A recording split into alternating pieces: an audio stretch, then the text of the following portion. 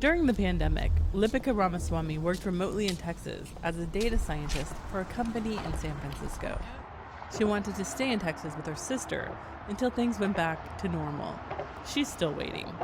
In June, when her employer asked her to come back to the office, she resigned. It's not like the pandemic is actually over. No one's declared it over. I don't know when the next wave is coming, or if it is, or if it's going to be bad, but I'd rather just wait it out here with more space and around my family.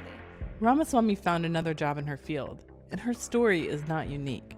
Nearly 4 million people, or 2.7% of the workforce, quit their jobs in April alone, according to the U.S. Labor Department, the highest one-month quit rate in the past 20 years. May and June have been only slightly lower. One expert, Anthony Klotz, predicted what he calls the Great Resignation from watching the quit rate over time.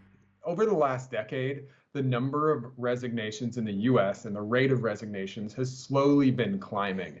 And then in 2020, due to the pandemic, that completely leveled out.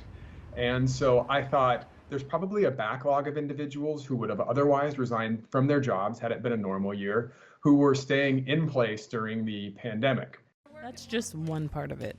Klotz said accelerating the trend includes other factors such as burnout by frontline workers, a desire to keep working remotely, and reevaluating life priorities, or some combination of those. Kim Frankel left a 20-year career in education, most recently as a principal in California, to be closer to family in Tennessee, and because of burnout. The role of being an educator over the last 15 months has been so insane. And responding to how to support kids and families, and then also supporting my staff, while they are trying to learn and figure out something totally new. It was all consuming. The stress of the pandemic led many to reconsider their priorities, said Andrea Vonnecker, the CEO of Sparks 5, a company that works with businesses to improve employee happiness. It's almost like, well, if we only have X amount of time left to live, how can I actually make sure that I'm on the right path doing what I truly love? Companies are scrambling to decide how to react to workers wanting to stay remote.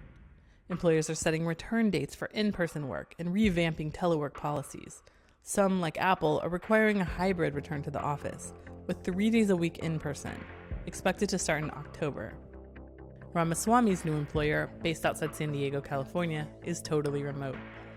A lot of us were living the city life just because there was no other option. We're entering into an age of experimentation when it comes to work arrangements and adjustments by organizations. So organizational leaders are not just standing by saying, well, employees are going to resign, what can we do about it? They're talking to their employees, listening to their employees, and reacting. The Great Resignation is likely to continue for months, with workers shuffling to new careers or companies. What's uncertain is how work culture will look when the pieces fall into place. Deana Mitchell for VOA News, Austin, Texas.